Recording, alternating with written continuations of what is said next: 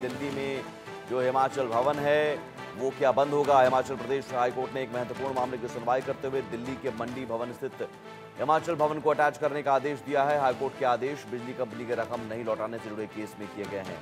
दरअसल हिमाचल प्रदेश के लाहौल स्पीति जिले में चिनाब नदी पर 400 मेगावाट के सेरी हाइड्रो प्रोजेक्ट बनना था।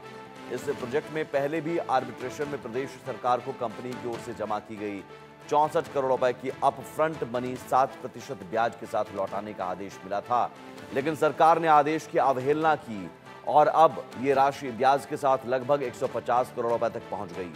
हाईकोर्ट ने चेतावनी दी थी कि रकम जमा नहीं करने पर सरकार को इसका खामियाजा भुगतना पड़ेगा। अदालत ने स्पष्ट किया कि ये राशि राज्य के खजाने से जा रही है, जिसका नुकसान जनता को उठाना होगा। इसलिए कंपनी को हिमाचल भवन को नीलाम कर अपनी रकम वसूलने की अनुमति दी गई है।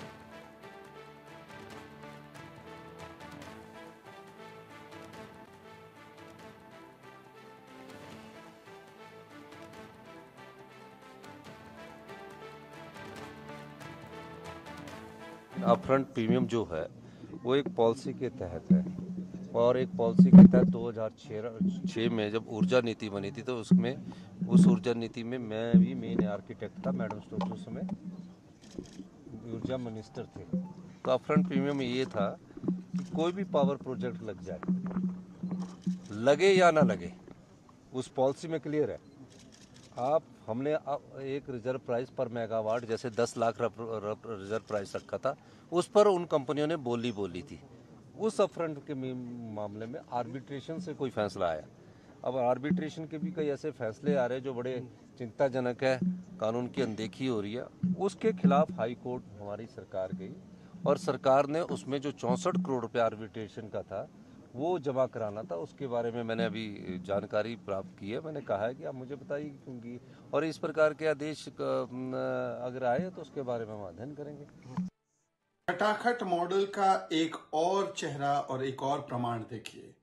अब हिमाचल सरकार के पास 150 करोड़ रुपए भी इलेक्ट्रिसिटी ड्यूज के चुकाने के नहीं है, इसलिए बाकायदा हाईकोर्ट ने हिमाचल भवन जो दिल्ली में स्थित है मंडी हाउस पर, उसे अटैच करके बेच देने के लिए हिमाचल सरकार को कहा है और गो हेड दिया है, क्योंकि हिमाचल प्रदेश की सरकार जो पैसे उससे लौटाने हैं, देने हैं 150 करोड़ रुपए, वो देने के लिए पैसे नहीं है। सोचिए, हिमाचल की कांग्रेस सरकार के चलते अब हिमाचल भवन को बेचा जाएगा, क्योंकि इन लोगों ने हिमाचल की तिजोरियां खाली कर दी है।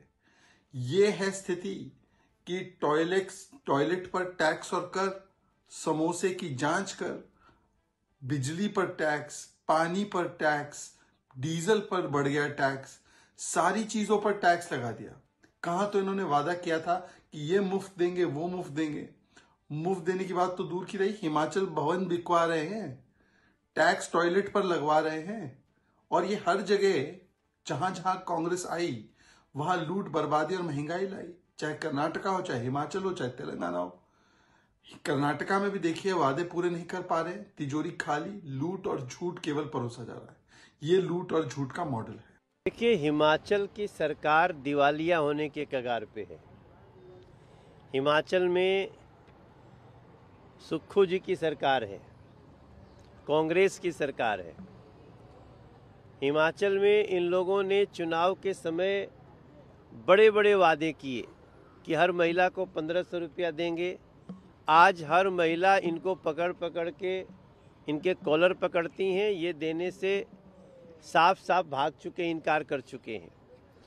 हिमाचल में आर्थिक स्थिति इतनी बदहाल हो चुकी है कि वहाँ के मिनिस्टर को और विधायकों को, इन लोगों को अपना वेतन डोनेट करने को कहा जा रहा है। आज समाचार मिल रहा है कि हिमाचल भवन का बिजली का बिल नहीं देने से कुर्की के ऑर्डर आ गए हैं। आप इसको एक दूसरी नज़र से देखें तो जहाँ जहाँ कांग्रेस जाए बैठ जाएगी, या तो वो दिवालिया हो जाएगी या उसका कुर्की करना पड़ेगा। तो ये बहुत बड़ा समाचार है कि दिल्ली का हिमाचल भवन का कुर्की होने जा रहा है। बिजली कंपनियों का बकाया नहीं दे पाए हैं। ऐसी स्थिति में कांग्रेस की नीति और नीयत क्या है ये पूरे देश के लोगों को दिख रहा है। राहुल गांधी जी जवाब दें कि क्या वो सरकारें सरकारी संपत्तियों को कुर्की में ले जाने के लिए बनवाते हैं। ये जनता की प्रॉपर्टी होती है और जनता की प्रॉपर्टी अगर कुर्क होने लगे तो ऐसी कांग्रेस को धिक्कार है। उनको देश से